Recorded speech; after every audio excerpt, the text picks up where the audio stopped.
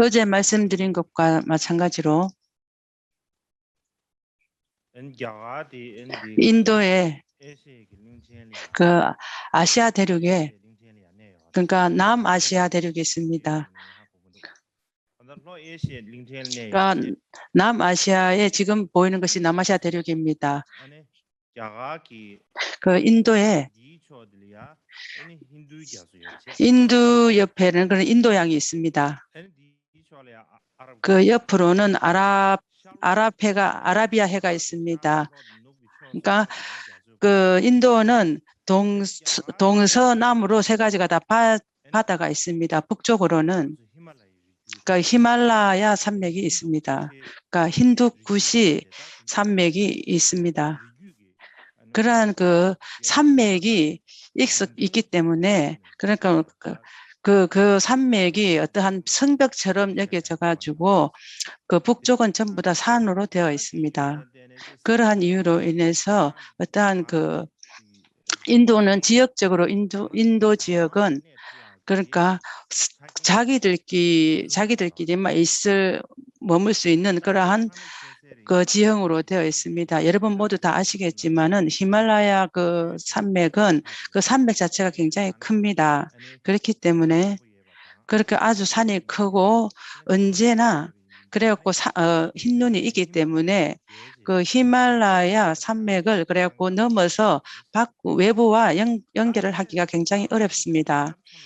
인도의 그러한 남쪽으로는 그 인도의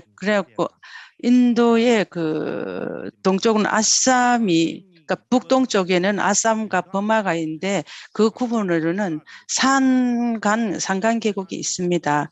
그렇기 때문에 그 산간 계곡을 지나서도 외부와 이렇게 연결할 수도 있긴 하지만은 굉장히 어려운 상황입니다. 그렇기 때문에 동북 쪽에도 가기가 어렵습니다. 그러니까 밖으로 어떠한 연결할 수 있는 통도가 그나마 제일 나은 곳이 그 인도의 그 북서쪽입니다. 북서쪽의 그 산이나 그러한 그 산길을 통과해서 지나갈 수가 있습니다.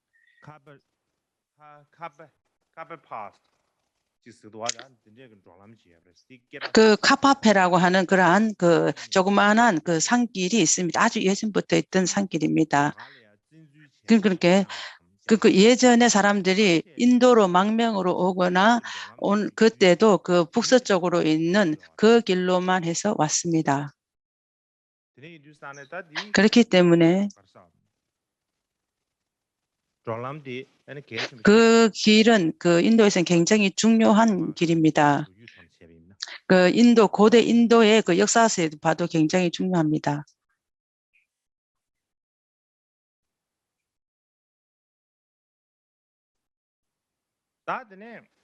그리고 그 아래로 또 우리가 봐야 할 것은, 제가 여러분들에게 보여준 이유는 인도의 그 지역은 아주 그 지역이 그렇기 때문에 특별한 어떠한 문학이라든가 문명이 그 문명이 보호되기가 아주 중요한 요소였습니다. 왜냐하면은 안에 있는 사람이 밖으로 나가기가 어렵고 밖에 있는 사람이 안으로 들어오기가 굉장히 어렵기 때문에 그러한 이유로 인해서 자기의 문명과 문화를 지키고 보호할 수가 있었습니다. 그리고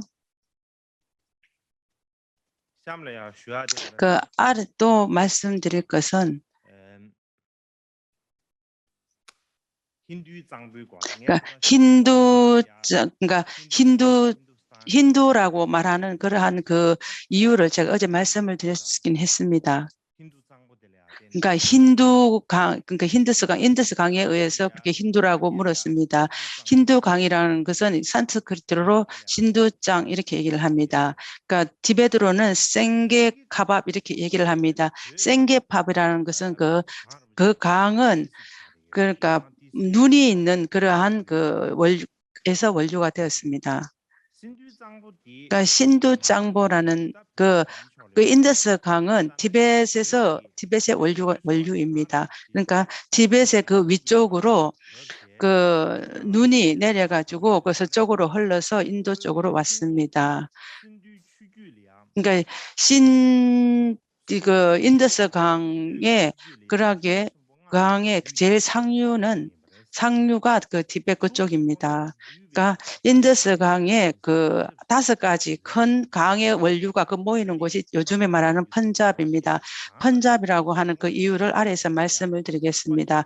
그 5가지 강이 모이는 그곳을 펀잡에 있는 그런 평야로 왔습니다. 그렇기 때문에 그 나중에는 인더스 강의 그런 강이 나중에는 아라비아해로 흘러갑니다. 거기서는 우리가 알아야 할 중요한 것이 있습니다. 그 인더스 강의 그러한 그 중에 그 유역에서 농사를 짓기가 굉장히 쉽습니다. 그 농사 짓는 그러한 것이 그렇게 모든 것들이 조건들이 잘 갖추어져 있습니다. 그뿐만 아니라 그 지역조차도 예전에서 인도의 그런 문명이 발생한 아주 중요한 곳입니다. 뿐만 아니라 그러니까 외부하고도 그러한 그 인연이 그 연결할 수 있는 중요한 요새입니다. 외부에서 사람이 오는 모든 사람들이 그 카바팝이라는 그러한 인도의 북서쪽의 산에서 이렇게 지나서 오기 때문에 옵니다. 다른 곳에서는 오기가 굉장히 힘이 듭니다. 그렇기 때문에 펀잡의 지역이 그 북서쪽의 산길과 굉장히 가깝습니다. 그래서 그쪽이 외부와 그렇게 연결되기가 굉장히 쉬운 곳입니다. 그러한 이유에 인해서 밖에 있는 사람들이 인도로 그렇게 왔을 때 거의가 전부 다 펀잡의 지역으로 오게 됩니다. 그 지역으로 와서 계속해서 인도의 그 서쪽의 그 겐지스 강 쪽으로 가게 되는 것입니다. 그러니까 겐지스 강 그조차도 굉장히 좀 중요한 곳입니다. 그 이유는 그러니까 인더스 강은 그 인도의 그 강 중에서 가장 큰 강입니다. 그러니까 인더스 강이 굉장히 그 킬로미터로 말한다면은 한 3,000km 있습니다. 그러니까 겐지스 강 그것조차도 히말라야에 근원을 두고 있습니다. 그러니까 겐지스 강에 그걸 지나서 그 주에서 많은 그 나라들도 있긴 하지만은 그 중에서도 많은 지류들도 있긴 하지만은 그 중에서 가장 큰 지류는 야무나 강입니다. 그러니까 겐지스 강은 제가 이렇게 표시를 했는데 여러분들이 볼 수 있는지 모르지만은 그러니까 겐지스 강을 지해서 그 강에서 지류가 가장 큰 게 야무나 강입니다. 그러니까 야무나 강 거기에서 그 많은 그 종파라든가 그런 것이 야무나 강 지역에서 그 농업하기가 굉장히 제일 좋은 곳입니다. 그러니까 겐지스 강이나 그 야무나 강 두 가지 강이 흐르는 그곳에는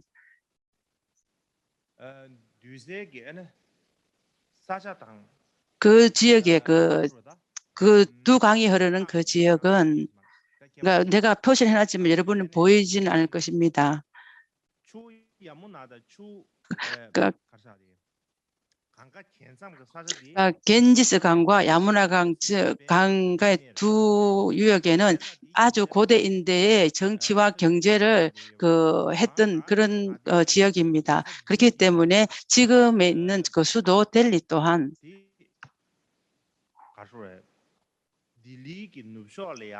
델리 서쪽에 있는 그 아주 고지대가 서쪽에 가면은 약간 지대가 높은 고지대가 있습니다. 그 고지대에 있는 그곳에 거기에서 인더스 강과 겐지스 강의 경계입니다. 강의 경계가 되겠습니다. 그래고 표시는 해놨지만은 그러니까 겐지스 강과 인더스 강의 그 경계가 델리에 있기 때문에 델리가 그 겐지스 강의 그 주로 갈 수 있는 가장 좋은 그 길이 되는 것입니다. 그렇기 때문에 그쪽에서 군사 요충지가 되는 것입니다. 그러니까 군사 요충지가 델리입니다. 그러니까 아주 고대 인도에서 그 많은 그 나라가 서로가 전쟁을 할 때 반드시 델리와 그 주위에 있는 그 지역들을 가져야 했습니다. 그렇기 때문에 그쪽은 그 군사 요충지라고 볼 수 있겠습니다. 특히나 13세기에서부터 델리는 수도였습니다. 그렇기 때문에 인더스 강과 그 겐지스 강이 그 유역 같이 경계를 하고 있기 때문에 중요합니다.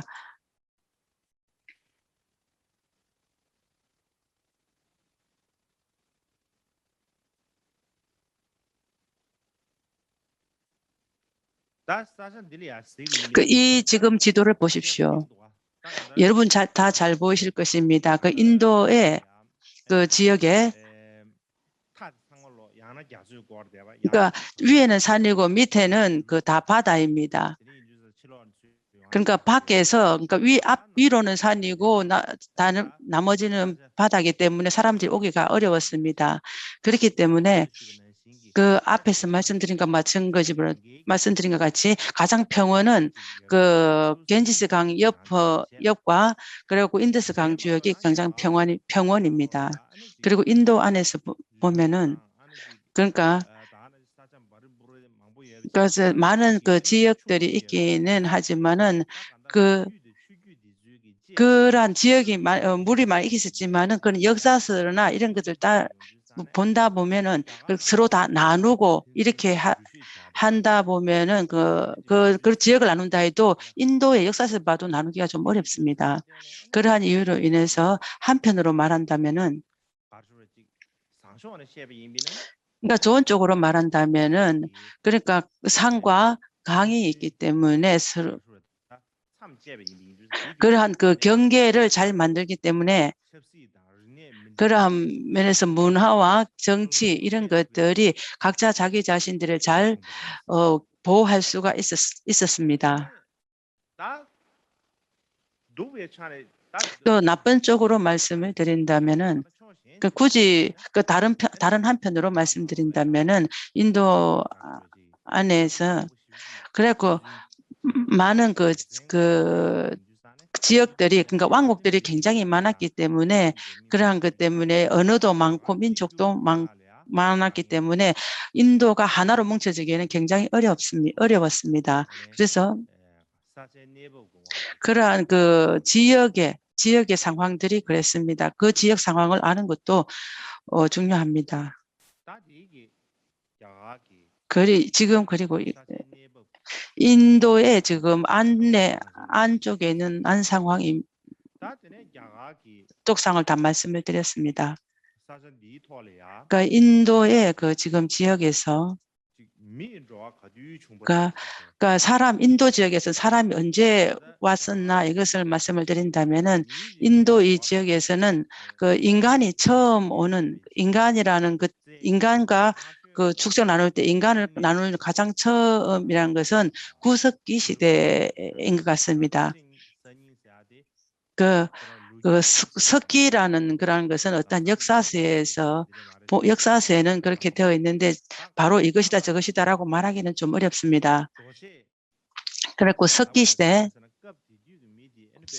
시대라고 하는 것은 그 아주 고대이기 때문에 그 사람들이 그 철과 청동이 없었기 때문에 오직 그 돌로 이것저것을 만들어서 그것을 사용한 시대를 그 석기 시대라고 이렇게 얘기합니다. 그렇기 때문에 그것을 가지고 그 시대를 나눕니다. 그러니까 구석기 시대에 처음으로 그 인간이 있었습니다. 그렇게 인더스 강 주역에 그때가 처음인 것 같습니다. 거의 대부분 그 시대를 우리가 본다면은 그 점에서 그 BC 40만 년에서 한 BC 10만 년 사이 정도로 볼 수가 있겠습니다. 아주 긴 시간입니다. 그리고 그러니까 중석기 시대는 그 중석기 시대를 말씀한다면은 그 많은 사람들이 그러니까 석기 시대의 사람들 중보다는 좀 많이 넓게 그렇게 분포되어 있습니다. 그러니까 구석기보다는 중석기가 굉장히 더 분포도가 넓습니다. 그렇게 한 BC 4만 년에서 한 5천 년 사이 지역 정도 그 사이쯤 BC 5천 년까지 될 것입니다. 그러니까 구석기와 중석기를 대 말씀을 드렸습니다. 그러니까 신석기 시대는 거의 대부분 그 BC 5천 년 이후에가 신석기 시대라고 볼 수 있습니다. 그때 그것이 온 것을 왜 어떻게 아느냐 이렇게 본다면은 우리가 그 유적지들을 그렇게 많이 그 파서 그것의 유적들을 발굴하면서부터 그러한 그 시대들을 아주 넓게 이렇게 나눌 수가 있었고 그때 유적에서 많이 모든 것이 나왔습니다. 그러니까 신석기 시대에서 가장 많이 나온 것은 가장 신석기 문명이 가장 유명한 것은 남인도에 있습니다.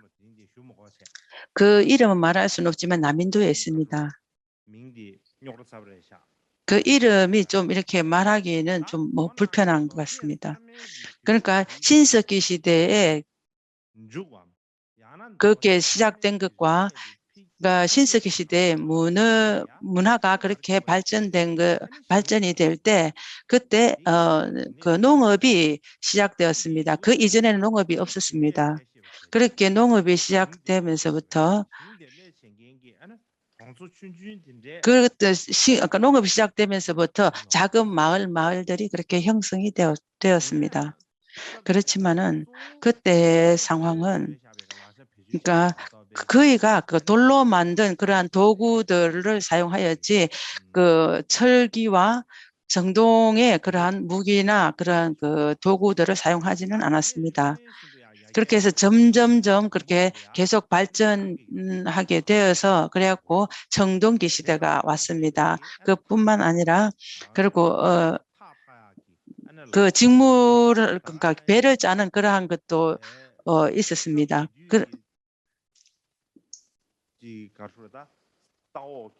그때 그 땅에서 유적들을 발굴을 할 때 그때 그 아시아에서 만든 중앙아시아에서 만든 그러한 그 청금석이나 그런 에메랄드 어떠한 털기석 그런 것들이 나왔습니다. 그렇기 때문에 그때는 그 농업뿐만 아니라 그 장사도 무역이나 장사도 시작하게 되었습니다. 그때부터 시작이 되었다고 합니다.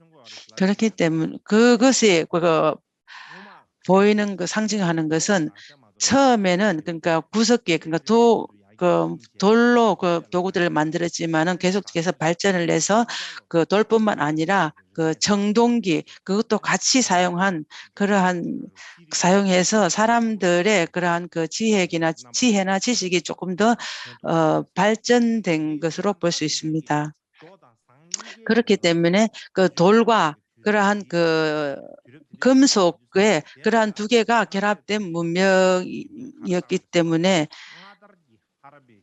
그때 그러니까 금과 석재가 결합된 문명을 고고학에서는 하라파 문명이라고 이렇게 얘기합니다. 그렇게 해서 그 이전에 고고학에서는 하라파 이전의 문명이다 이렇게 얘기를 합니다.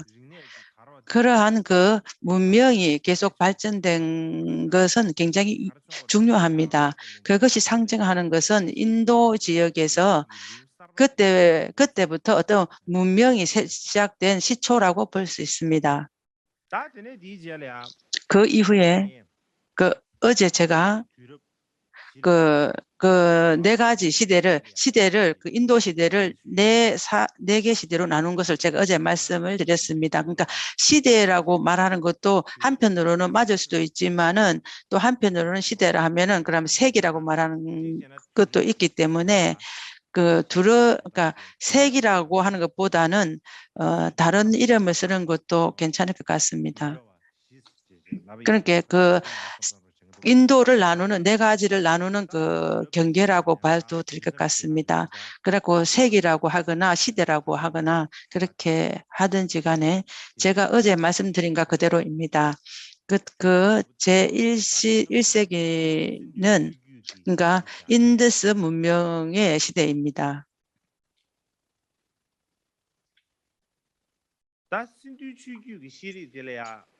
인도 문명은 그러니까 두 개로 나눌 수가 있습니다. 그러니까 처음에는 초기 인더스 문명이라고 보고 그때는 BC 3,300년에서 1,700년 사이에가 초기 인더스 문명입니다. 두 번째 후기 인더스 문명이라고 이름할 수 있는데 그것은 그러니까 초기 인더스 문명이 쇠퇴하고 난 후에 그 후기 인더스 문명이 일어났습니다. 그렇기 때문에 그때는 BC 1800년에서 1600년 사이입니다. 그럼 먼저 초기 인더스 문명에 대해서 말씀을 드릴까 합니다.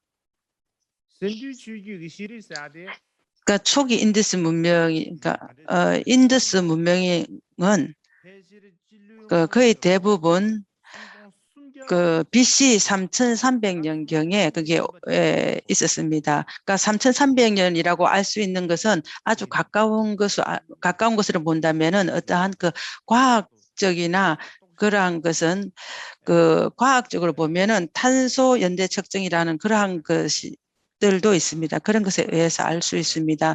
그러한 것을 또 우리가 따라 그것을 분석해서 보면은 3,300년적이라 볼 수 있습니다. 라고 보고, 그러니까 인더스 문명은 그러니까 전에서 말씀드린 것처럼 그러니까 금속과 석재를 같이 사용한 새로운 문명이거나 새로운 민족들이었다고 볼 수 있겠습니다. 그러한 문명은 인도의 역사에도 굉장히 중요합니다. 그러니까 이 첫 번째 최초의 문명이라고 볼 수 있겠습니다.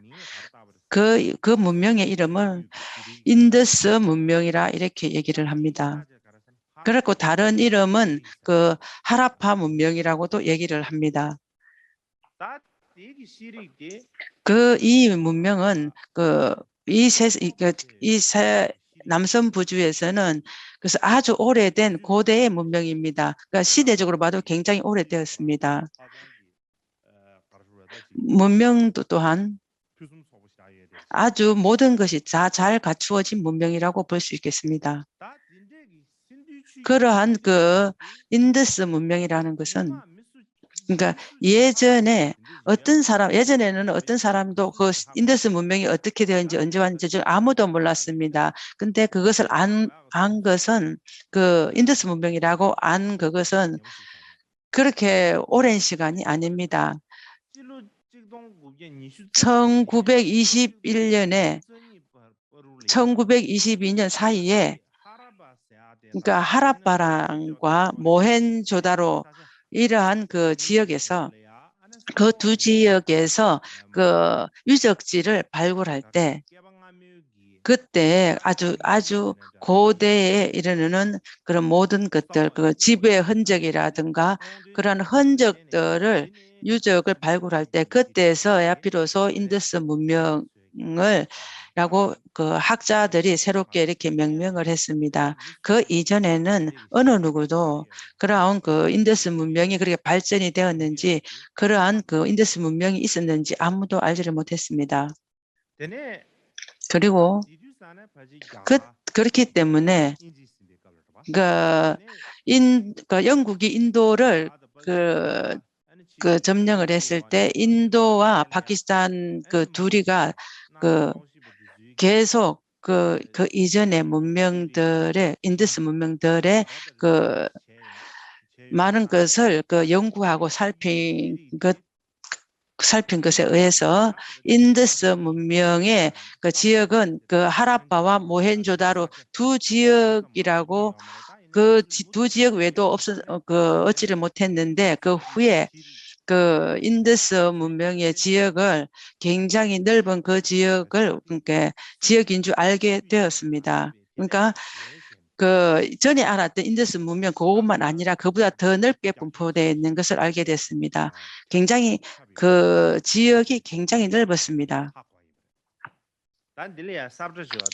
그것에 관해서 제가 지도를 보여드리겠습니다. 그러니까 지도의 색을 좀 제가 다르게 했습니다. 그러니까 그 노랗게 한 노랗게 칠한 그 지도가 그 인더스 문명의 아주 제일 그 넓게 알려진 그 지역이 그 정도입니다. 굉장히 그 지역 전부 다 그렇게 널리 분포가 되어 있었습니다. 그 분포도를 그렇게 표로 해놓은 것입니다. 그러한 것은 그 크기는 그 서쪽에서 본다면은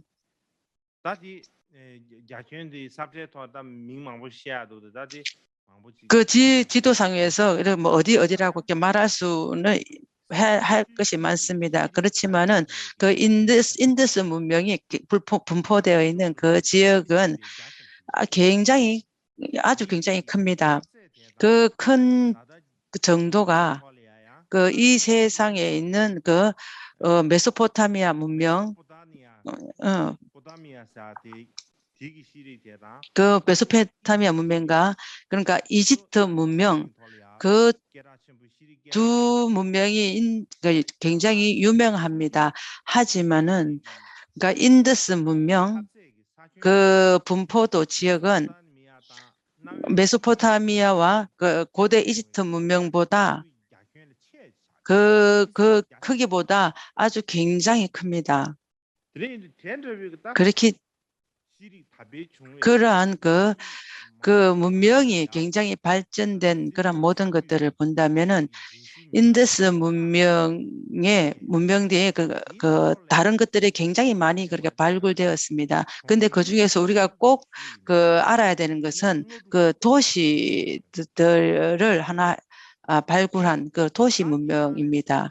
도시 문명이 한 6, 7개가 나오는데 그 중에서 가장 큰 것은 아까 말씀드린 것 같이 모헨조다로 그 지역입니다. 그 지역 안에는 그 옛날에 보면은 그 안에 지역을 보면 옛날에 사람이 한 3만 명 정도 살고 있었던 그러한 도시 정도였습니다. 그러한 이유에 의해서 그러니까 인더스 문명이 그러니까 굉장히 발전된 것을 그렇게 알 수 있습니다. 그래서 그 시대는 도시 문명과 같았습니다.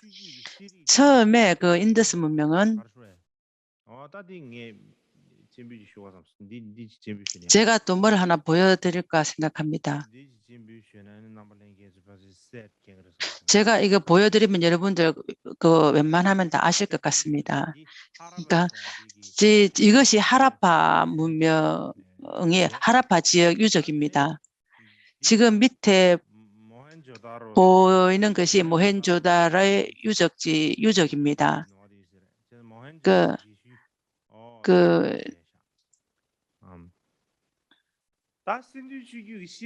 그러니까 인더스 문명은 제일 처음에 그렇게 발굴을 했을 때 많은 학자들이 인더스 문명은 언제 그렇게 시작되었는지 그러한 것들 많은 것들을 조사해서 추측을 한 결과 그런 그러니까 하다 보니까 많은 학자들이 다른 말들이 많이 있어서 이런저런 말들이 많이 있었습니다. 요즘 그러니까 많은 그 과학이 발전되었기 때문에 어떠한 그것을 탄소 연도를 측정하는 그러한 그 기계로 인해서 측정하다 보니까 그러니까 인더스 문명은 그 BC 2300년에서 1750년 사이라고 이렇게 말하기도 합니다. 그러니까 그때부터 그러니까 그 인더스 문명의 시기가 어느 정도 명료해졌습니다. 그렇기 때문에 그 문명이 그 시작된 그것은 어디인가? 그것이 인도 지역에서 그 문명이 계속 발전해서 되었는지 아니면 다른 지역에서 그 다른 지역의 사람들이 와서 인도에서 그 문명이 발전을 되었는지 그러한 상황들, 그러한 부분들도 학자들이 많이 그렇게 연구를 하고 합니다. 예전이라면은 아주 그 이전에 이전에 처음 그 어떤 학자들이 말할 때는 이 문명은 그러니까 밖에 있는 외부인들이 와서 그 이 인더스 문명이 되었을 것이다 이렇게 말하는 사람도 있었습니다. 그렇지만은 그러니까 계속 그렇게 그러한 것을 그 검사하고 그 추측해 본 결과 요즘은 그 이 문명은 그 그, 그 지역에 살고 있던 사람이란 건, 것은 그 없는 것을 새로 지은 것은 본래 이 지역에 있던 사람들이지 밖에서 온 사람들이 아니다. 이렇게 학자들이 말을 하고 있습니다. 그러니까 이 지역에 있는 사람이라면은 그럼 누구인가? 그때 그 지역에 살았던 그때 그 지역에 살았던 사람들이 누구인가 이렇게 본다면은 그러니까 그 지역에 사는 사람은 그, 그 인더스 문명이 발전되기 이전에 그 몇몇의 민족이 그렇게 있었습니다. 그 몇 민족이 한 몇몇의 민족이 있었다고 이렇게 본다면은 그럼 드라비다족과 콜라리아족과 문다족 그렇게 몇 이렇게 한 종족이 몇 개 종족이 그렇게 같이 있었는데 한 오랜 몇천 년 전부터 이렇게 있었던 것 같습니다. 그 많은 종족들이 그 이전부터 계속 있었기 때문에 그 종족들이 인도에 와서 그 완전 정착이 되어서 인도의 그 토착민이라든가 인도의 그 인도 문명, 인도 사람이 그렇게 되었습니다. 그 중에서 드라비다족이 인더스 문명은 드라비다 그 족이 처음으로 이렇게 문명을 일으킨 것으로 볼 수 있겠습니다. 그리고 뿐만 아니라 그 인더스 문명은 특히 그 특징이 무엇이냐 이렇게 말씀을 드린다면은 중점적으로 하면 도시 문명입니다. 도시 문명이라고 그렇게 할 수 있는 것은 제가 지금 보여주는 지금 이 스크린을 보십시오. 이것이 그 도시 문명, 그러니까 도시에 그런 많은 이러한 건축물들이 그래 있었습니다. 그렇기 때문에 이러한 그 그림들을 역대 학자들이 이럴 것이다 하고 이렇게 그림을 그렸습니다. 그때 그러한 그 문명이 굉장히 발달을 했기 때문에 도시 문명이 저절로 그렇게 형성이 되었습니다. 그렇기 때문에 그 사람들은 중점으로 그 수공예와 그런 장사 그런 것이 좀 많이 하게 되었습니다. 그때에 그 땅에서 유적한 그러한 발굴한 것 중에서는 그러한 그 도자기는 아주 그 형형색색의 그런 도자기도 많이 나왔습니다. 그러한 그 도자기들도 굉장히 세밀하게 되어 있는 것들이었습니다. 그러한 그 품질도 굉장히 좋고 뿐만 아니라 그러한 돌로 만든 그러한 그것도 굉장히 좋고 흙으로 만든 그러한 것조차도 굉장히 품질이 좋았습니다. 그렇게 되면 그 사람들은 굉장히 그러면 그 수공예가 발전되었습니다. 그뿐만 아니라 그 무역과 그 장사하는 상업의 그러한 것들도 했다고 그렇게 명료하게 볼 수 있겠습니다. 제가 아래에 그 여러분들에게 또 다시 보여드릴 것은 지금 이것은 그 땅에서 발굴한 유적입니다. 그러니까 이것은 그 돌로 만든 조각상입니다.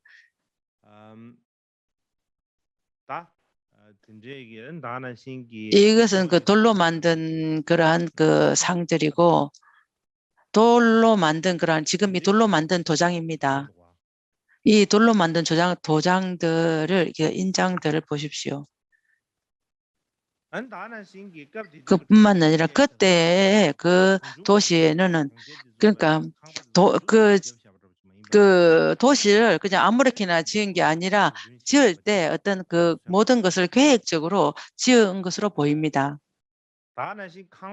뿐만 아니라 집을 지을 때도 그러면 자기들이 어떻게 한 것을 그 처음부터 지을 때 자기들이 어떻게 할 것인지 어떠한 그 시수를 재고 크기를 생각을 해서 그렇게 해서 그 손으로 아주 너무 높지도 않게 그러니까 벽을 지어도 굉장히 좋게 잘 짓고 그렇고 사람들이 살고 있는 그 화장실이라든가 욕실이라든가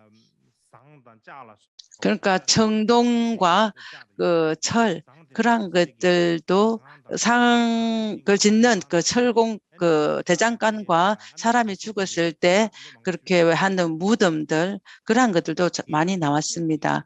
그 안에서 굉장히 중요한 것은 그 땅에서 그 도장이 굉장히 많이 나왔습니다. 지금 보이는 이 도장이 1000여 개도 넘게 굉장히 많이 나왔습니다. 이 도장 위에 보면은 그러니까 글과 그림이 같이 있습니다. 여러분이 보시는 것처럼 그러니까 코끼리가 그리고 코끼리 위에 그 그려져 있는 상형 문자 같은 그러한 그 글도 있습니다. 이 도장은 그 그림과 글도 있고 뿐만 아니라 그럼 그 금속으로 만든 것이나 그 흙으로 만든 거기에도 이렇게 지금 그 상형 문자나 그림이 되어 있습니다. 그렇지만 이것들이 너무나 굉장히 오래되어 있어서 많은 그 학자들이 그것들을 계속 어떻게 그것을 해석하려고 해도 지금도 해석을 하지 못했습니다.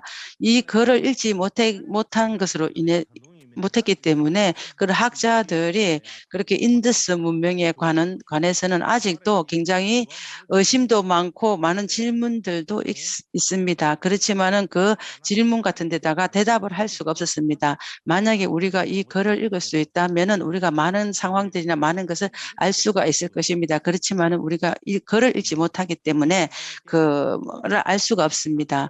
그 이유로 인해서 그러한 문명을 처음 그렇게 만든 그 사람들이 누구인지 우리가 그냥 그냥 듣는 정도이지 지금도 우리가 이 사람이 했다 저 사람이 했고 이 사람들이 보존했다 이 사람들이 가졌다 이러한 것들을 우리가 아직도 완전히 결정해서 말할 수가 없습니다. 그리고 그 인더스 문명이 발전했었을 때 그러니까 그 하늘에 그 숭배하는 것이 있었습니다. 신을 숭배하는 것이 있었습니다. 그때에 신을 숭배했다는 것은 그 많은 그 물건들이 발굴할 때 보면은 그 종교와 관련된 그러한 유물들도 나왔습니다. 그 도장과 함께 그 돌로 된 상들도 많이 나왔는데 그것도 전부 다 종교와 관련이 있을 거라고 생각이 됩니다. 그러한 부분도 우리가 살펴볼 필요가 있습니다. 그때는 그러니까 많은 신을 숭배한 그런 것 같습니다. 신 한 분의 신이 아니라 많은 신을 다 신을 믿은 것 같습니다. 어떤 신은 그 동물의 형태에 있던 것도 있는 것 같습니다. 또 뿐만 아니라 그 후에는 그 인도에서 그러니까 제석천을 굉장히 중요하게 세기 때문에 그때 그 인더스 문명에 보면은 그 제석천과 비슷한 그러한 그림도 있습니다. 특히나 그러니까 인더스 문명에서 봤을 때 그러니까 여자들의 그림도 굉장히 여성의 상도 굉장히 많이 나왔습니다. 그것을 본다면은 그러니까 신에게 굉장히 그러니까 남성 신에도 굉장히 믿음이 있었지만은 여성 신에도 믿음이 있었다고 볼 수 있겠습니다. 그렇기 때문에 그때는 그러니까 오늘 우리가 지금 밀교에 관련해서 말씀하는 경인데 굉장히 우리가 꼭 알아야 할 것이 있습니다. 그러니까 일본의 어떤 학자가 마스나미 유키라는 사람은 굉장히 밀교에서 그런 학자입니다. 그 사람이 말씀하시기를 그러니까 아리안족이 아닌 그 사람이 그 후에 그 밀교와 굉장히 연관이 있다 이렇게 말했습니다. 그러니까 인더스 문명은 아리안족이 한 것이 아니다. 인더스 문명이 쇠퇴한 후에 아리안족이 인도에 왔다 이렇게 말씀하셨습니다. 그렇기 때문에 인더스 문명은 아리안이 만든 그런 문명이 아닙니다. 그렇지만 그와 함께 같이 해서 그때의 그러한 그 영향이 많은 것은 아리안 문명이지만은 그 아리안족이 아닌 그 사람들도 그 문명에 굉장히 영향을 끼쳤습니다. 특히나 밀교는 아리안족이 아닌 다른 민족이나 다른 문명들이 그 밀교와 연관이 있다라고 이렇게 얘기를 합니다. 그러니까 그 다른 문명들이 그 밀교에 그 형성되었다고 이렇게 얘기를 합니다. 그러니까 아리안족이 아닌 그러한 종족이 누구이냐 이렇게 말씀을 드린다면 내가 나중에 그것은 또 말씀을 드리겠습니다. 지금은 이제 여기서 잠깐 쉬고 한 30분 후에 다시 시작하겠습니다. 그리고 계속해서 말씀을 드리겠습니다. 계속 말씀을 드리기 전에 제가 조금 전에 앞에서 말씀드린 것과 마찬가지로 그러니까 인더스 문명이 그러니까 그 발전된 것이 굉장히 발전이 되었습니다. 그래서 그 발전된 정도를 말한다면은 그 영어로 보면은 소셜 클래스 정도로 드린 것 같습니다. 그러니까 왕이나 뭐 그 뒤에 신하,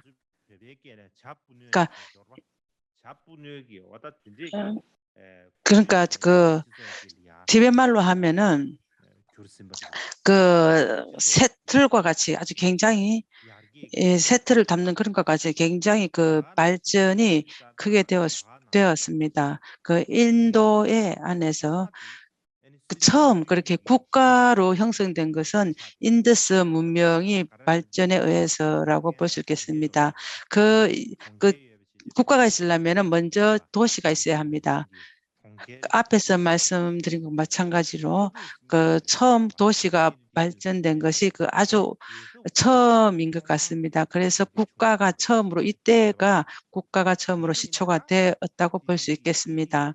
그때 그 문명은 그러한 그 자세히 연구해보고 그러한 것들을 연구해서 다 제대로도 모든 것을 다 말씀을 드릴 수는 없습니다. 우리는 땅에서 유적을 발굴해서 그것을 아는 것 외에 나머지는 아무것도 없습니다. 그러니까 땅에서 그런 유적을 발굴하기 이전에는 어느 누구도 인더스 문명이 있었던 것을 알지도 못하고 역사적으로도 그렇게 기록되어 있는 게 없습니다. 그렇기 때문에 땅에서 유적을 발굴해서 그때서야 비로소 그 이전에는 이러한 문명이 있었고 이런 문명이 나왔다. 그러니까 이런 문명이 나온 것뿐만 아니라 굉장히 발전되었다. 이렇게 많은 사람들이 볼 수 있었던 것입니다. 그러니까 아주 끝에 갔을 때 그렇게 인더스 문명이 그러니까 어느 순간에 갑자기 그 인더스 문명이 갑자기 그렇게 쇠퇴했습니다. 그러니까 쇠퇴해서 그 멸망을 했습니다. 그 멸망한 그 이유는 그러니까 요즘에 그 학자들이 말씀하시기를 인더스 문명의 그러한 모든 것들이 무너진 것을 멸망한 것은 아리안이 인도에 정착을 와서 그것으로 인해서 그러니까 인더스 문명이 없어졌다, 멸망을 했다 이렇게 말하는 사람도 있습니다. 그렇게 말하는 학자도 있습니다.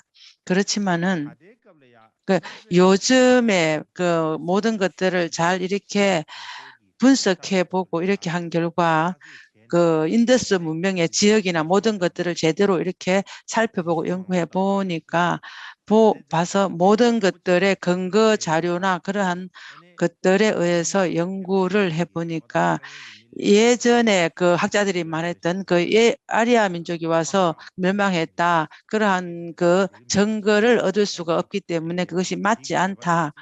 이렇게 말을 하면서 그 사람들이 말한 것은 그냥 치지 않았습니다. 그렇기 때문에 아리안 민족이 그 인도에 온 그 시대는 인더스 문명이 쇠퇴하고 완전히 멸망한 그 이후에 한 몇백 년 후에 비로소 아리안 민족이 인도에 왔습니다. 인더스 문명이 발전하고 그것들이 번성했을 때는 아리안 민족이 오지를 않았습니다. 아리안 민족이 그렇게 인더스 문명을 멸망시켰다 이렇게 말하는 것은 맞지 않습니다. 두 번째는 만약에 그 인더스 문명이 아리안 민족이 없었다면은 멸망을 했다면은 분명히 전쟁을 했을 것인데 전쟁을 하는 흔적이 있었을 것이다. 그렇지만은 인더스 문명을 그러니까 유적을 발굴해서 봤을 때는 일단 전쟁을 했던 그러한 흔적도 없고 아리안 민족의 그러한 그 형사, 그 사람들이 가졌던 그러한 그 흔적들이 없었습니다. 그러니까 이전에 아주 학자들이 그렇게 말씀한 것들은 아리안 민족이 멸망했다 이렇게 말한 것은 근거가 없다고 볼 수 있겠습니다. 그러니까 인더스 문명은 그러니까 인더스 강유역의 그 문명이 발전된 그것은 한 600년 가량 이렇게 있었습니다. 그러니까 인더스 문명이 600년 가량 계속 유지가 되었고 그러니까 마지막에는 결국은 무너졌을 때 그 BC 한 5천 년 전에 그렇게 없어진 것 같습니다. 그렇게 문명이 그렇게 없어진 것은 마지막에 그렇게 모든 것이 다 없어진 그 이유가 어떠한 조건에 의해서 그것이 없어졌나 이렇게 우리가 묻는다면은 지금도 많은 학자들이 명확하게 그것을 말을 하기가 어렵습니다. 그러니까 명확하게 말씀하지 못한 그 이유는 각자 생각들이 이렇지 않을까 그러한 그 추측이기 때문에 그것을 그렇다고 결정할 수가 없는 것입니다. 어떤 사람은 그러니까 그 도시가 무너지다 보니까 상업이 좀 없어졌고 그렇게 앞에서 말씀드린 것 같이 그 사람들이 수공예품이 굉장히 많이 늘었습니다. 어떠한 도자기를 만든다든가 돌로 어떠한 그 기구들을 만든다든가 그러한 것들이 많이 무너졌기 때문에 그 도시에 있는 사람들이 모두 다 흩어졌기 때문에 그렇게 조금씩 그러한 문명이 없어졌다 이렇게 말하기도 합니다.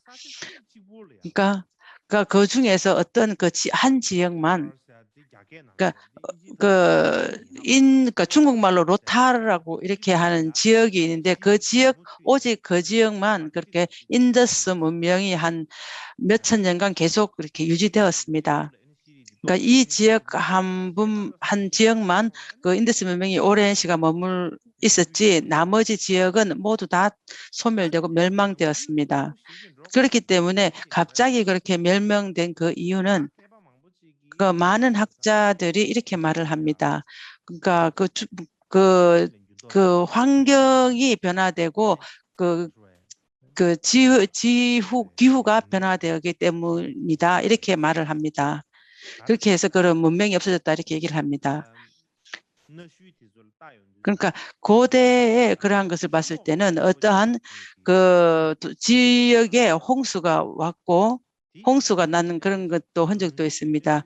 그렇게 그런 홍수가 왔기 때문에 저절로 그런 것이 없어졌고 그 주위의 사람들이 저절로 많은 사람이 죽기도 했고 어떤 사람들은 몇 명은 남을 수 있었기도 했겠지만은 많은 사람들이 그렇게 죽기도 해서 그렇게 없어졌다 이렇게 보기도 합니다. 또 어떤 한편에는 굉장히 기근이 들어서 가뭄이 심해서 먹을 것이 없어가지고 많은 사람이 죽어서 그렇게 멸망했다는 사람도 있습니다. 또 어떠한 상황에 와서 모든 사람들이 살 수가 없어서 다른 지역으로 그래 떠나서 또 그렇게 멸망을 했다 이렇게 말하는 사람들도 있습니다.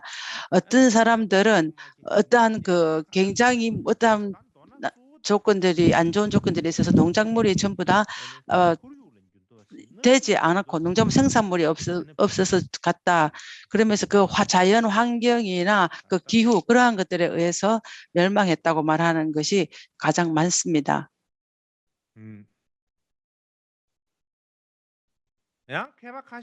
그 어떤 학자들은 그러니까 저절로 그렇게 없어질 수도 멸망할 수도 있다. 그렇지만은 그 외부의 침략에 의해서 그렇게 스스로 자연의 기후와 함께 그 외부 사람들 침략에 의해서 없어지지 않았을까 이렇게 말하기도 합니다. 그렇기 때문에 어떻든 간에 그런 기후 변화도 있고 외부의 침략도 있고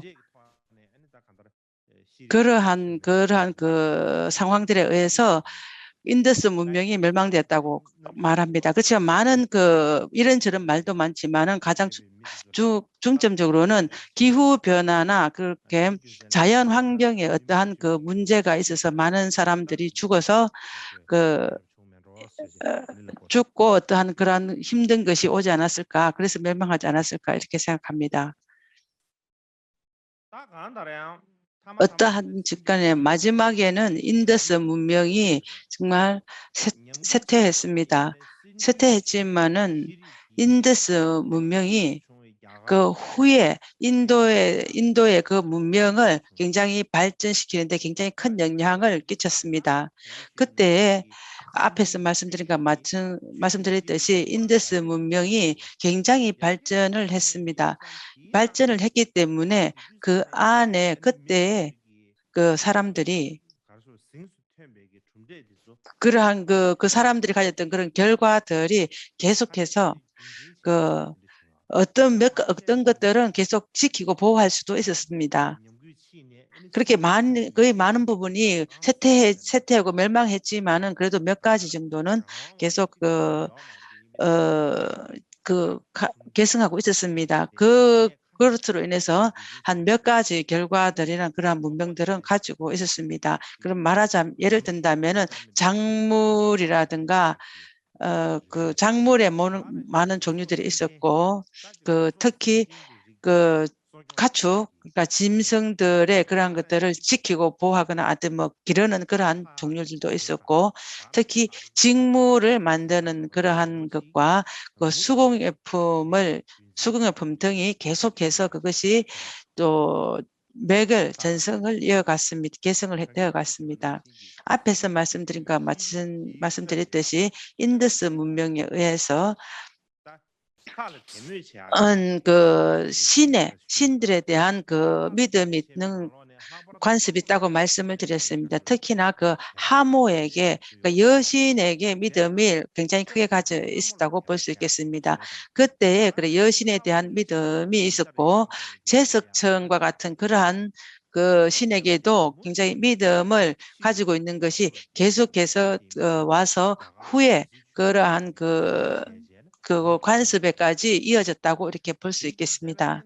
그러한 이유로 인해서 인더스 문명은 그러니까 아주 크게 멸망을 하고 쇠퇴했지만은 그렇게 해서 아주 그것이 바로 그렇게 모든 것들을 그냥 제대로 가지고 있을지는 못했지만은 후에 다른 후의 문명에 또 스며들어서 그 문명의 역사를 그러니까 후에 그 문명을 시작하는데 인더스 문명이 아주 큰 힘을 발휘했다고 볼 수 있겠습니다. 우리가 그것을 아는 것도 중요합니다. 그리고 그 앞에서 말씀드렸듯이 인더스 문명의 두 단계라고 말씀을 드렸습니다.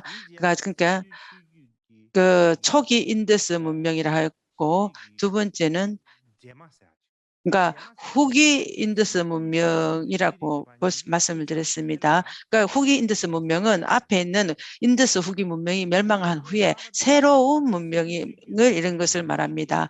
그렇기 때문에 그 후기 인더스 문명은 앞에 전기처럼 그렇게 번성하지는 못했습니다.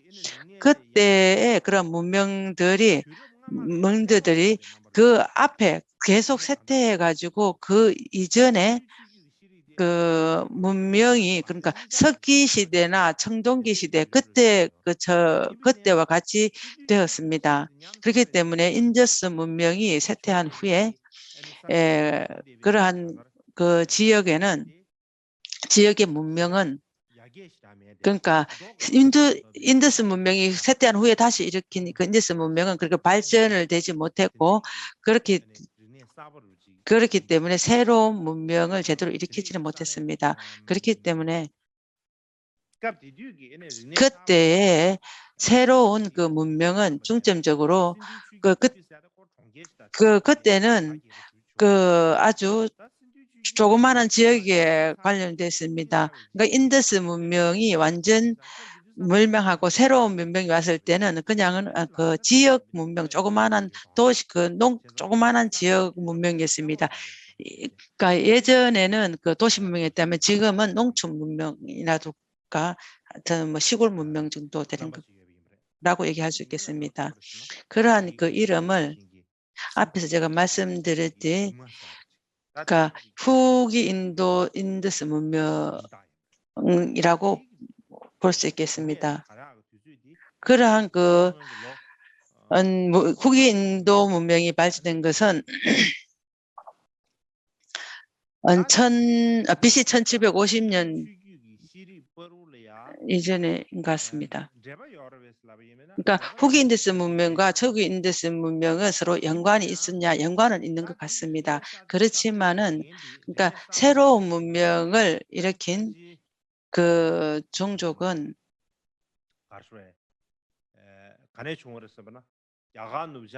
그 인도의 그 서북 쪽에서 온 그 사람들이 새로 일으킨 것 같습니다. 아니면은 그 지역에 그 이전에 왔던 아리안족이 있어서 그 사람들이 그 새로운 문명을 그렇게 일으키지 않았는가 그렇게 추측할 뿐입니다. 그러니까 제가 말씀드린 이 것들은 그 인도의 북쪽을 지금 북쪽에서 문명이 어떻게 되었는가 그것을 말씀을 드렸습니다. 그렇지만은 인도는 지역이 굉장히 큽니다.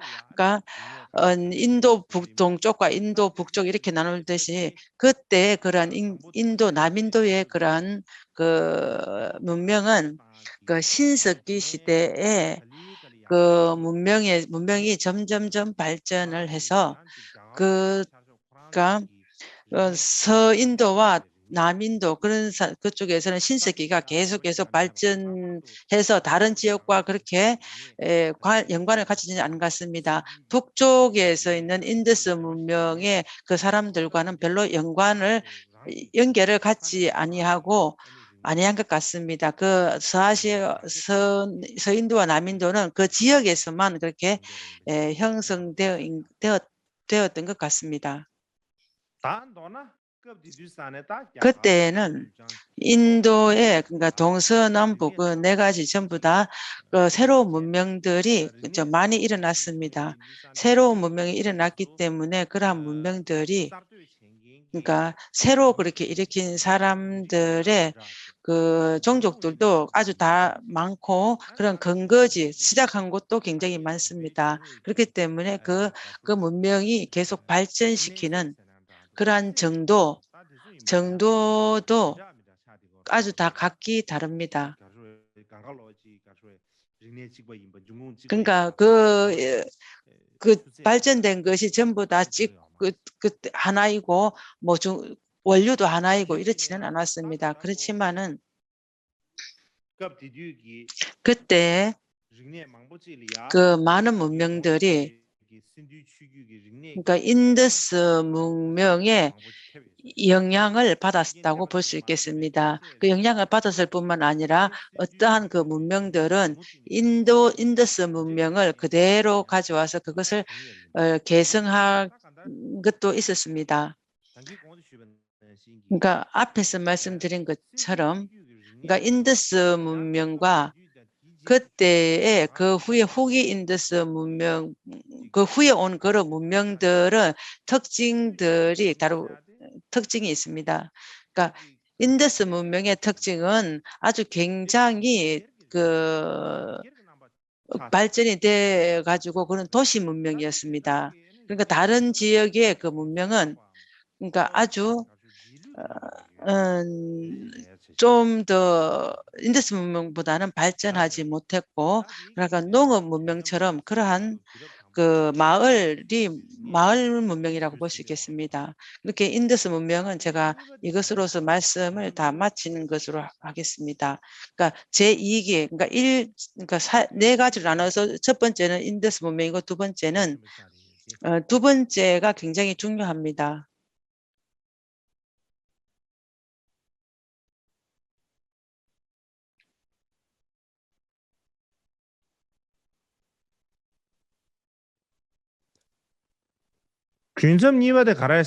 두 번째 시대는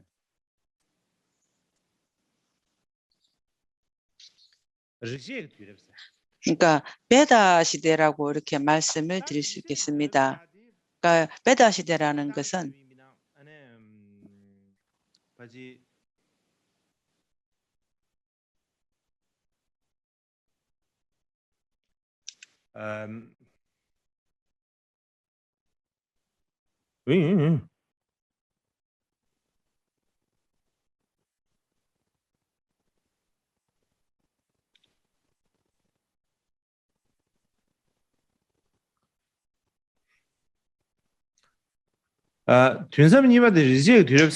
그 두 번째 베다 시대는 그 BC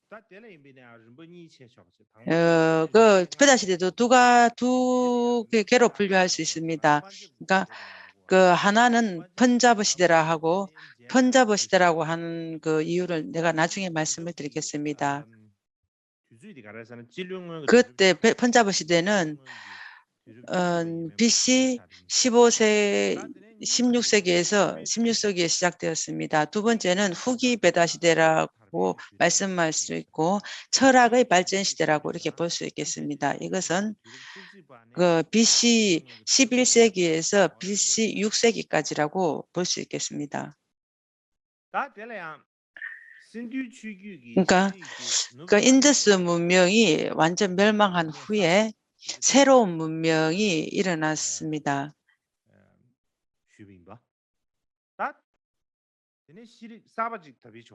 그 새로운 문명이 와서 그러니까 인더스 문명이 쇠퇴한 후에 새로운 문명이 이제 발전을 했습니다. 새로운 문명이 발전하면서 그 발전한 거기가 베다 시대라고 이렇게 말씀을 드릴 수 있겠습니다. 그 시대를 그 다른 사람들 생각들이 굉장히 예전과 달리 그 생각들이 굉장히 발달됐습니다. 그 생각이 발전되기 때문에 어떠한 견해나 철학들이 굉장히 발전했습니다. 그 시대 때에는 그 시대를 나눈다면 앞에서 제가 말씀을 드렸고, 그러니까 초기 베다 시대와 후기 베다 시대 이렇게 나눌 수 있습니다. 그러니까 베다 시대를 말씀드리기 이전에 그 그러니까 베다 시대를 처음 일으켰거나 그렇고 발전시킨 사람은 누구이냐? 그건 아리안 민족입니다. 그러니까 뭐 시작한 사람은 누구인지 확실하진 않지만 아리안 민족이 아닐까 합니다. 아리안 민족은 그 아리안 민족을 말씀드리기 전에 먼저 제가 지도를 보여드리겠습니다.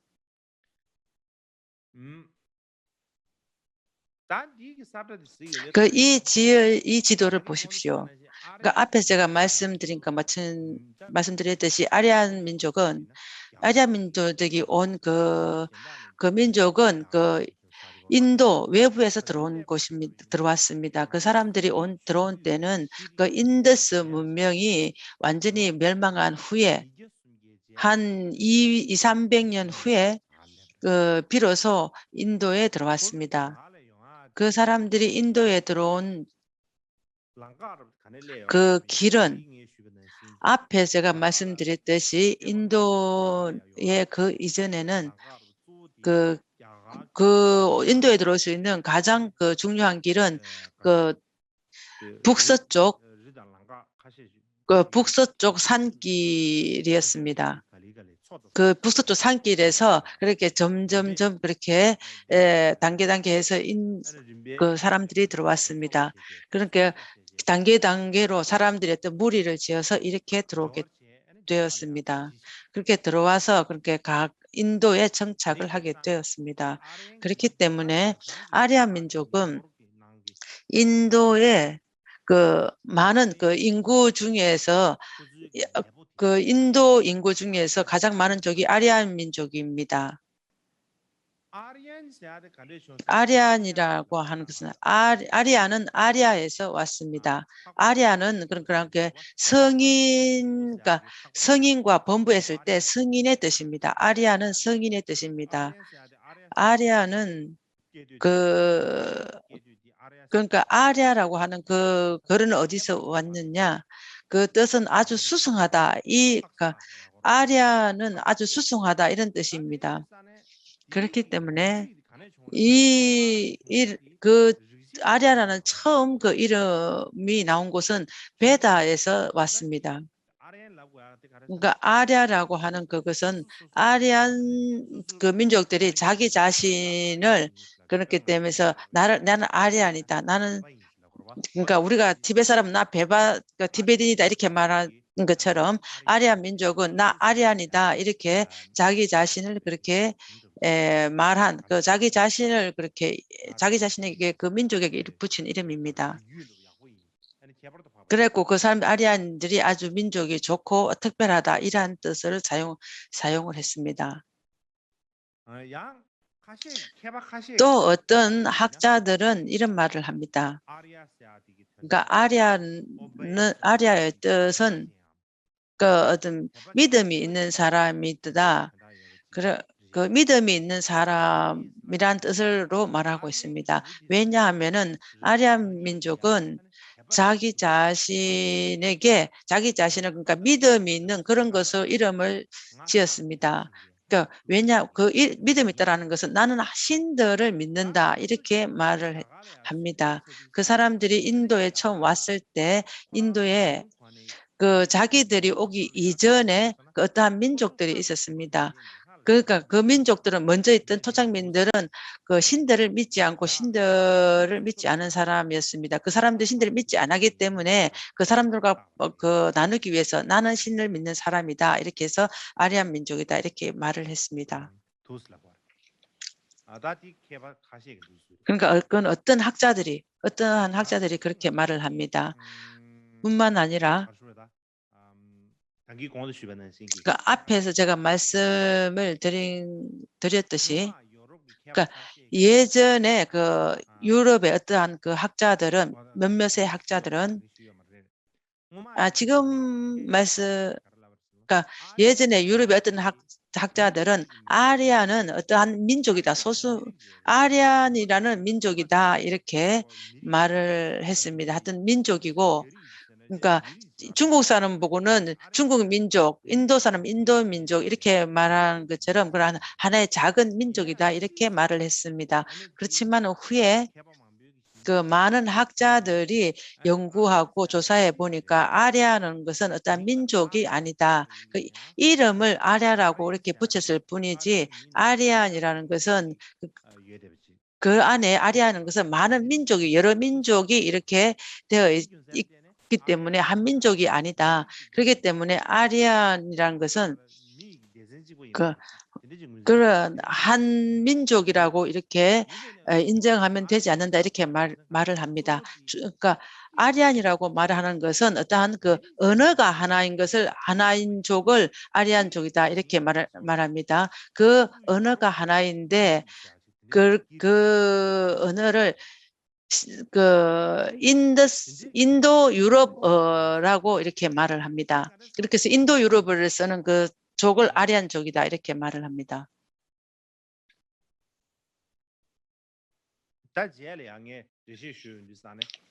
나중에 제가 설명을 드릴 때 여러분들이 거의 알 것입니다.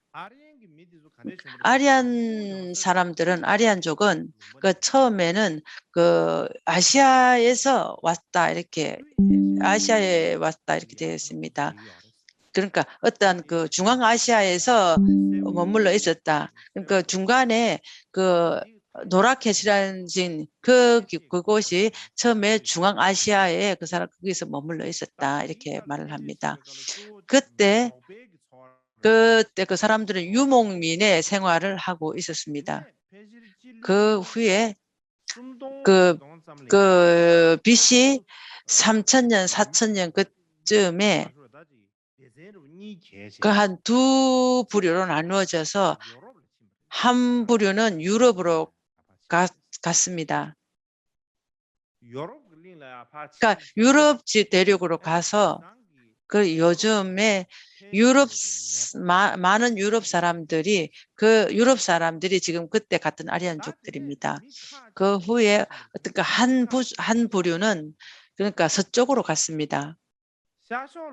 그 서쪽으로 간 그 사람들은 계속해서 그 힌두 구샤 산맥을 넘어서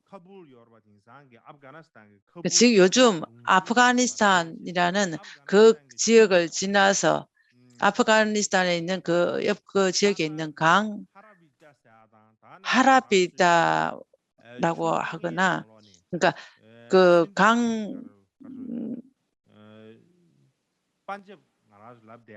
우리가 펀잡에서 말하는 5가지 강, 5가지 강 중 안에 그 리비다라는 강,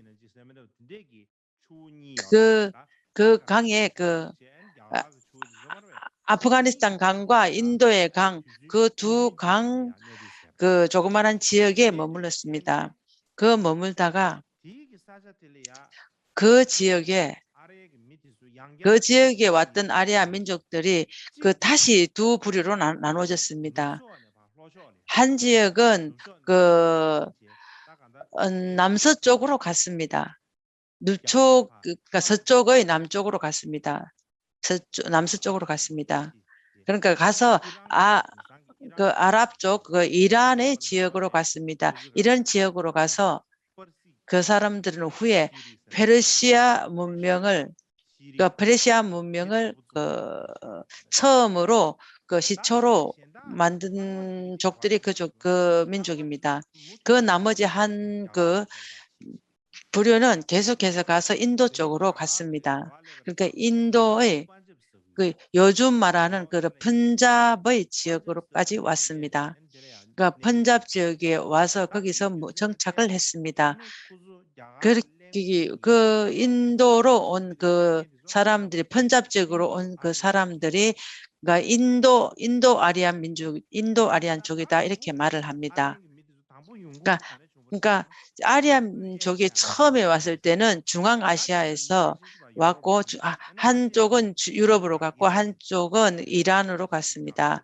그러니까 어떤 족은 또 인도로 왔습니다. 그러니까 처음에는 그 사람들이 같이 있었습니다. 같이 있었기 때문에 제일 처음에는 같이 있었기 때문에 그 언어가 같았습니다. 언어가 같았고 그렇기 때문에 언어가 같은 그러한 사람들이 각기 다른 방향으로 다른 지역으로 갔습니다. 그러니까 유럽으로 갔고 이란으로 갔고 인도로 갔습니다.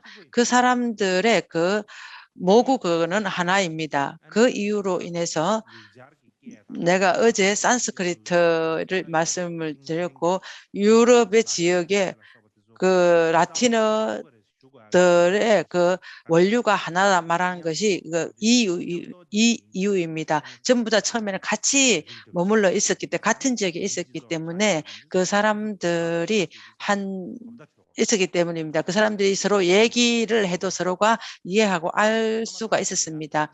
그렇지만은 마지막에는 각자 전부 다 각자 다른 지역으로 갔습니다. 그러니까 아주 중요한 것은 그 사람들은 그 언어가 같은 언어를 썼습니다. 그러니까 유럽으로 간 지역과 이란으로 간 사람들은 더 이상 말할 필요는 없고 그 인도로 온 펀잡 지역으로 온 그 사람들을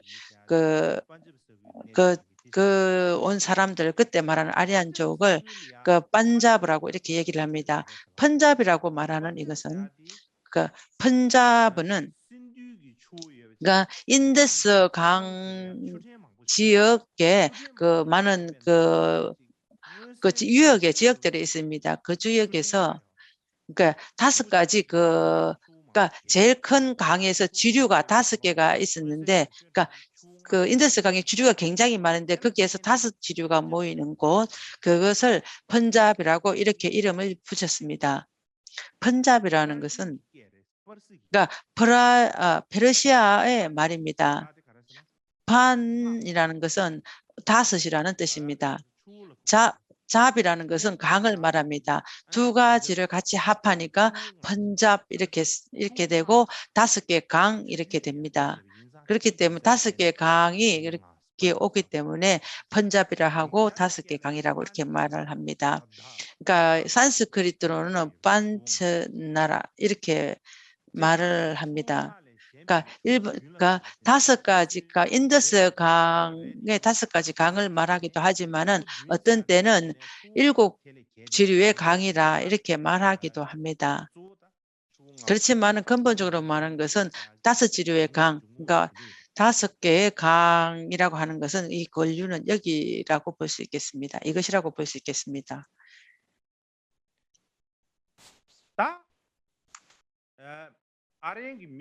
그 아리안족은 그 인도에 처음 와서 정착을 했습니다. 그때 인도에 오기 전에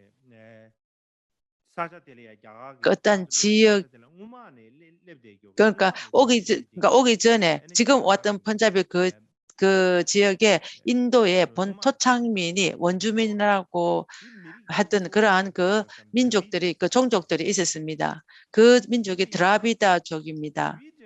그렇기 때문에 드라비다족 그 족이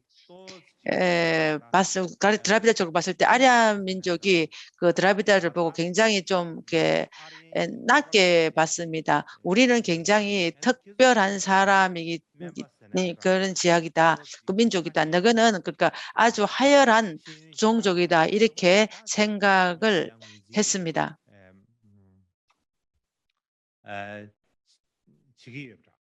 그러니까 아주 하등한 민족으로 봤습니다.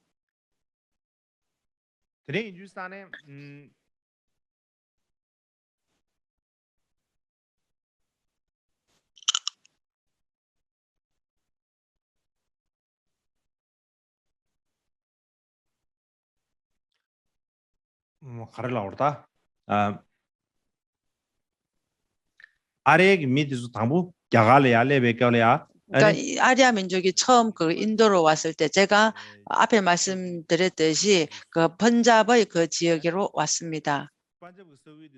그러니까 펀잡의 그 지역에 그 아리안족이 이전에 있었던 그러한 그 민족들이 같이 있으면서 결국은 그 전쟁이나 그런 전쟁을 이렇게 되었습니다.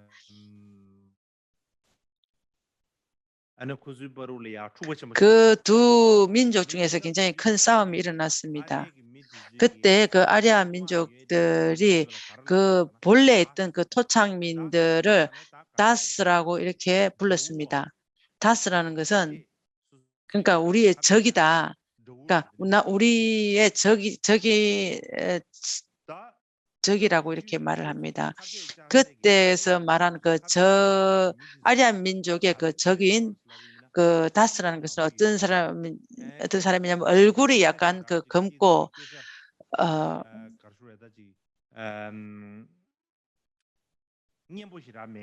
그 말을 하는데도 좀 좋은 말을 하지 않고, 그러니까 말도 아주 좀 그냥 거칠게 말을 하면서 코도 납작한 코를 가졌습니다. 그렇기 때문에 그렇게 신들에게 어떠한 그 숭배도 하지 않는다 이렇게 말을 했습니다. 그렇기 때문에 요즘 학자들이 연구를 해보니까 아리안들이 말하는 그 다우, 그러니까 그 드라비다 민족이다 이렇게 추측을 합니다. 그렇지만은 그러니까 드라비다의 그 민족은 드라비다 민족 말고 아리아 민족은 그러니까 키가 컸습니다.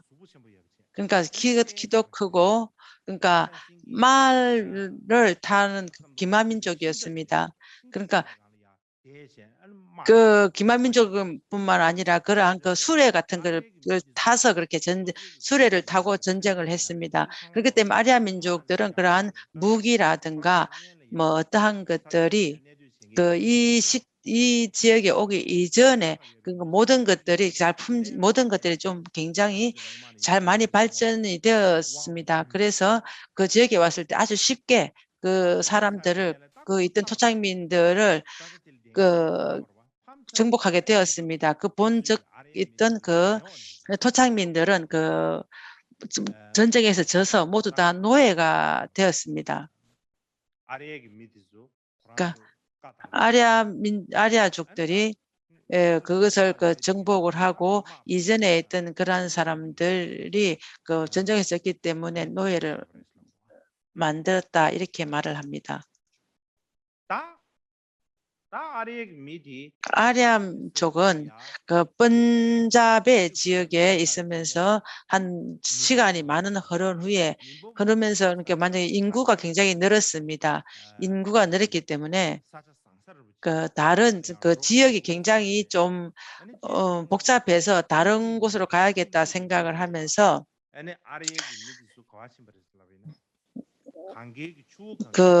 그때 그 시대에 인구가 많아져서 겐지스 강유역으로 그 사람들이 갔습니다.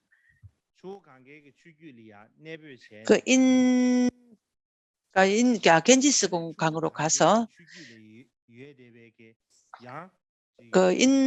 겐지스 강에 있는 그 사람들 겐지스 강에 있던 본래에 있던 그 토착민들과 또다시 전쟁을 해서 본 토착민들은 또 전쟁에서 졌습니다. 전쟁에서 진 것뿐만 아니라 그 지역을 전부 다 아리안이 정복을 해서 그 사람들이 힘을 가지게 되었습니다. 그렇게 해서 나라 국가라고 하기는 어렵지만은 어떠한 그때부터 또 새로운 문명을 그렇게 발전시키는 시초가 되었습니다. 그뿐만 아니라 아리아 민족은 한편으로는 본래 그 사람들이 처음에 왔던 지역에는, 그러니까 이전에 있던 토착민들과 항상 싸워서 한편으로는 그 지역 사람들을 정복을 했고, 한편으로는 그 지역에 와서 그 문명이라든가 그러한 모든 종교에 숭배를 한 그러한 것들을 했지만은 본래 있던 그 사람들의 좋았던 것들은 다 가지고 와서 같이 이렇게 함께하는 그러한 시기도 만들었습니다. 그러니까 앞에서 말씀드렸던 제가 아까 일본의 그 학자에 대한 말씀을 제가 말씀드렸습니다. 마스나가 유키라는 분인데 그분은 일본 불교를 학자이고 특히나 밀교에서 연구를 한 학자입니다. 그분이 하신 말씀 중에 아랴민은 그러니까 인더스 문명, 인더스에 도착을 해서 그러니까 인더스 문명이 발전했을 때 그 지역에 있는 그 문명과 굉장히 연관이 깊었습니다. 그러니까 아리아 민족과 그 본래에 있던 그 토착민들과 같이 그 아주 좋은 관계를 맺었습니다. 아주 좋은 그 큰 관계를 가졌기 때문에 후에 그 두 문명의 그 형성이 같이 있었다. 같이 모여서 새로운 문명을 만들었다. 그 두 가지 문명이 많이 보인다. 이렇게 말을 합니다. 그 두 가지 문명은 일반적으로도 인도에서 볼 수도 있지만은 우리가 아는 그 밀교에 대한 밀교에서도 그때의 문명과 많이 비슷한 것이 많이 보입니다. 예를 든다면은 그러니까 우리 밀교에서 분노존이 많습니다. 그러니까 그 아주 큰 10분노존은 인더스 아리안의 문명입니다. 그러니까 아리안의 문명이 아닙니다. 이 10가지 큰 분노조는 드라비다 민족에 의해서 왔습니다. 그러니까 드라비다 민족은 그 분노존, 그 5가지 큰 분노존을 얘기할 때 드라비다족의 그 문명에 의한 것이다. 이렇게 말을 하고 있습니다. 그 후에 그 굽타 왕조에서 굽타 왕조가 되었을 때 그때 그 5대 큰 분노존이 굽타 왕조 때 비로소 밀교로 들어와서 그렇게 성행을 했습니다. 그러니까 큰 5대 분노존에서 그 금강 역사 중에서 금강 역사는 그 인도 문명이 그러니까 여신에게 굉장히 여신 숭배 사상이 있었습니다. 그렇기 때문에 그 인더스 문명 안에 그러니까 여성상은 제석천과 비슷했습니다. 그렇기 때문에 금강 역사는 인더스 문명하고는 굉장히 연관이 깊다고 볼 수 있겠습니다. 그러니까 우리가 밀교에서 보면은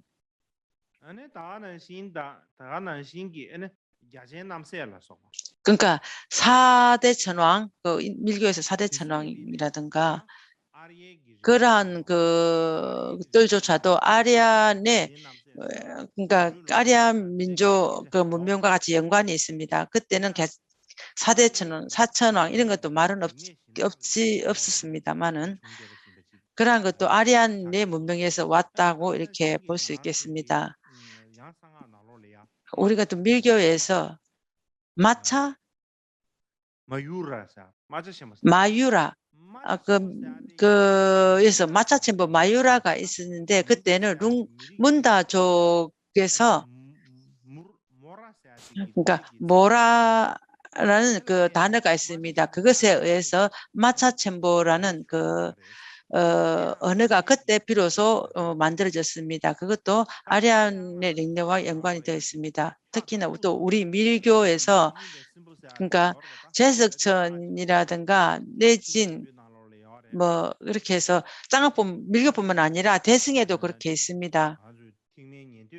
그러니까 소성에도 그러한 단어들은 있습니다. 그 나가라는 것은 코브라인데 그러니까 아리안의 문명에서 나가라는 그러한 문명은 없었습니다. 그렇지만 그때에 코브라가 인도에 코브라가 있었습니다. 코브라 뱀이 있는데 그 코브라를 굉장히 중요하게 생각하고 그것을 나가라고 이름을 했습니다. 그래서 그것을 나가라고 인정을 해서 그 코브라를 굉장히 중요하게 생각하고 그 코브라에다가 그 숭배를 했습니다. 그것이 예전부터 그렇게 있었습니다.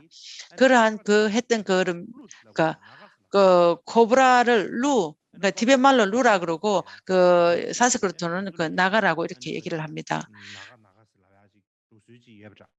그러한 그 관습이 예전부터 있었습니다. 그러한 이유에 의해서 그러한 그 코브라의 그는 아리안이 아닌 다른 민족들이 그렇게 말을 했습니다. 특히나 그러니까 밀교에서는 그러니까 밀교에서는 그러니까 사람의 인육고기를 먹는 거나 그러니까 또 몸에 그러니까 뱀으로 장식을 하거나 뱀을 손목에다 감고 그러니까 해골로 그렇게 장엄하는 그러한 그 형상들은 드라비다 쪽에서 왔습니다.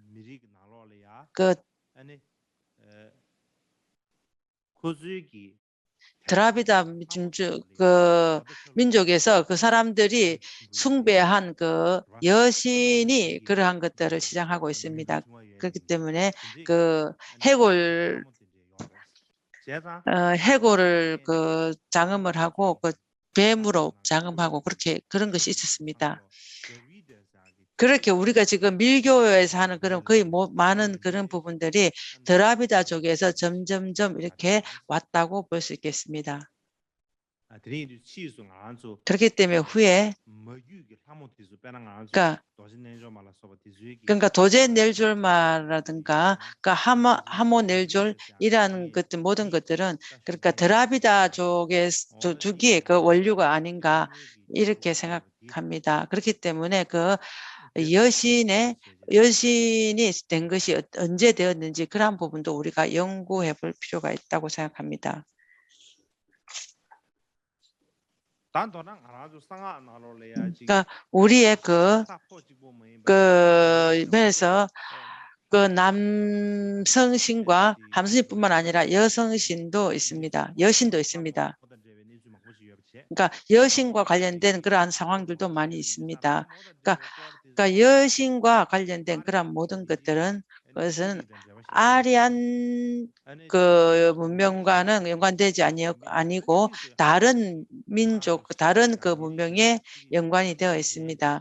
그렇기 때문에 그것들과 아리안 민족과 연관이 되어서 아리안족들도 여신에게 이렇게 관련이 되었다고 볼 수 있습니다. 그렇기 때문에 그 사람들은 처음에는 그런 신들을 별로 그렇게 숭배하지는 않은 것 같습니다.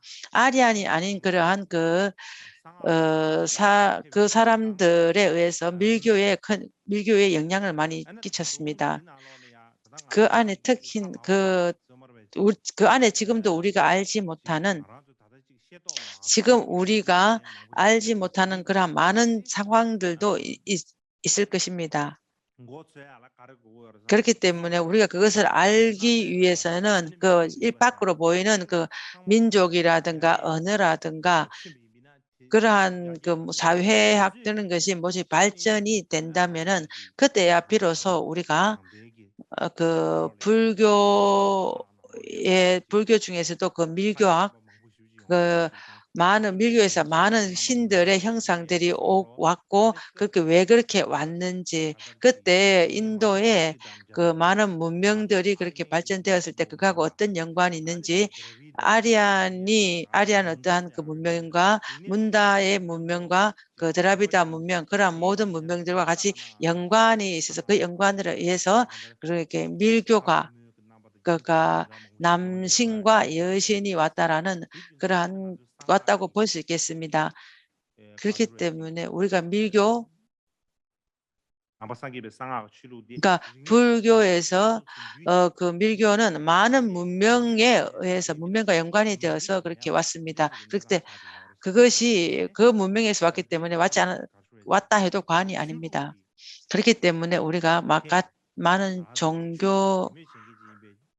종교에 그렇게 관심이 있는 사람들은 그 밀교에 관심을 둘 뿐만 아니라 그러한 문명에도 관심을 가져야 되고 또한 철학이나 견해에도 관심을 가져야 하지만은 그 밀교도 굉장히 중요를 가져야 합니다. 밀교를 안다면은 인도의 철학과 인도의 견해와 그 인도 고대의 그런 문명들이나 철학들과 다 같이 부합되어 있기 때문에 그것들 부합되어 있다고 볼 수 있겠습니다. 그렇게 밀교는 고대 인도 문명의 그러한 창고라고 보물 창고, 곳간이라고 이렇게 볼 수 있겠습니다. 그러한 이유에 인해서 우리가 밀교라는 것은 밀교라고 이렇게 말했을 때 어떠한 종교적인 측면과 어떠한 외발적인 승해심 부여에서 크다고 이렇게 생각했지. 그것이 깊게 얘기지. 그것이 얼마나 큰 건지 위대한 건지 그것을 생각해 보는 것들을 보는 것도 중요합니다. 그러니까 어떤 특징이나 그러한 공덕들을 아는 것도 굉장히 중요하다고 생각이 듭니다. 그러니까 한 이 정도라고 말씀을 드리겠습니다. 그러니까 릭제를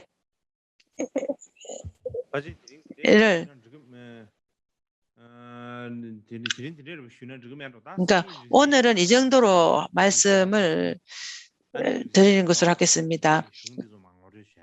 그러니까 내일은 베다 경전이나 릭제에 관해서 관한 것들을 얘기할 것이 많습니다. 그러한 베다에 대한 베다신 그러한 것들을 얘기할 것이 굉장히 많습니다.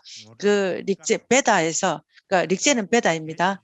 그러니까 베다 안에서도 굉장히 중요한 그런 신들이라든가 신이 있습니다. 그러니까 인도 문명에서도 굉장히 중요한 부분이 있습니다. 특히나 밀교에서도 후에 베다와 연관이 있고 그것이 중요한 것도 있습니다. 그렇기 때문에 내일은 쉬는 시간이고 모레는 베다에 관해서 제가 설명을 드리겠습니다. 어제 제가 말씀드린 것과 마찬가지로 그러니까 저에게는 역사에 그걸 배운 적도 없으면서 이렇게 오늘 제가 인도의 역사를 얘기하는 것을 막 그렇게 하는 것들이 좀 너무 억지인 것 같기도 합니다. 하지만은 인도의 역사를 우리가 알지 않으면 안 되는 것입니다.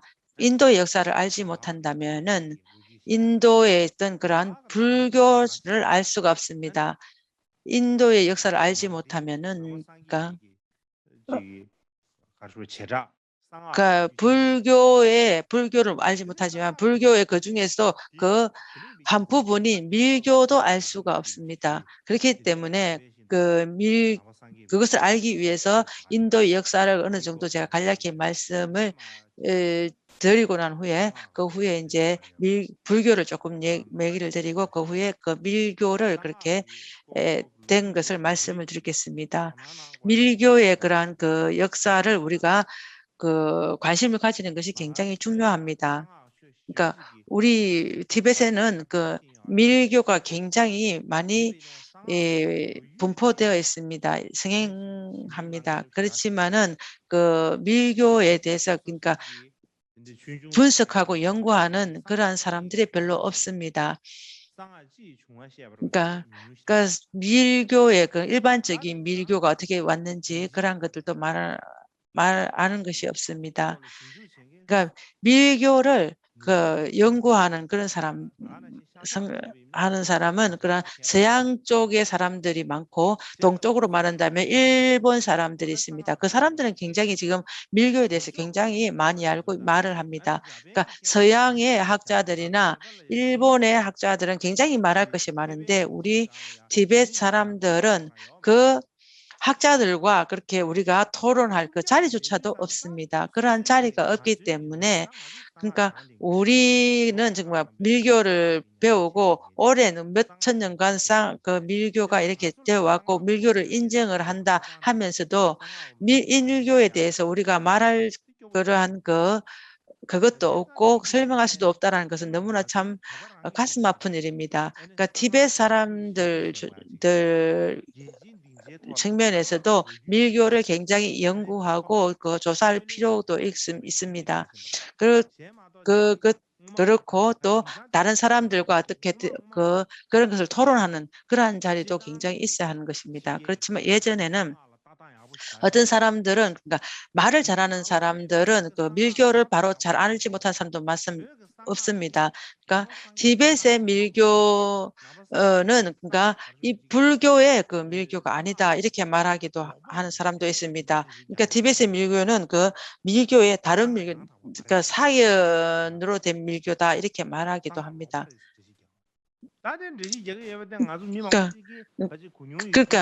그러니까 많은 사람들이 그러니까 밀교가 잘못된 밀교다 이렇게 말하는 사람들도 별로 듣지 않았을 것입니다. 그렇지만은 티베트 밖에 외부의 사람들이 티베트 밀교는 정말 잘못된 밀교다. 우리가 이미 전부 다 그것을 다 연구 사료에 마쳤다 이렇게 말하는 사람들도 있습니다. 그렇지만 우리는 아직도 잠을 자면서 잠을 깨지 못하고 있습니다. 그렇지만 우리가 지금 알아야 할 아주 굉장히 중요한 것입니다. 그렇게 우리가 그것을 알고 그 부분들을 우리가 설명도 하고 답도 할 수 있어야 합니다. 우리가 하는 그 밀교가 잘못되지 않았다. 우리가 하는 밀교는 근본이 있다. 이렇게 말할 수가 있어야 됩니다. 그렇게 해서 설명을 하기 위해서는 각자 자기가 스스로 이렇게 연구해야 합니다. 그러니까 부처님께서 말하는 듯이 이게 맞다 이렇게 말한다는 것은 굉장히 이익하지 않습니다. 그렇기 때문에 우리가 그것을 잘 연구하고 조사해 봐서 그러한 어떠한 논리적이나 그러한 것들 근거나 이유를 대고 우리가 설명을 해야 하는 것입니다. 그렇게 해야 하기 때문에 우리가 밀교의 역사를 굉장히 조사하고 연구하는 것이 굉장히 중요합니다.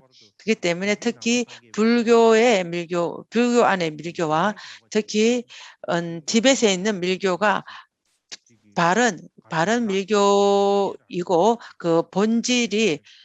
본질로서도 맞다라는 그러한 것을 우리가 잘 연구를 해야 되고 바로 알아야 합니다.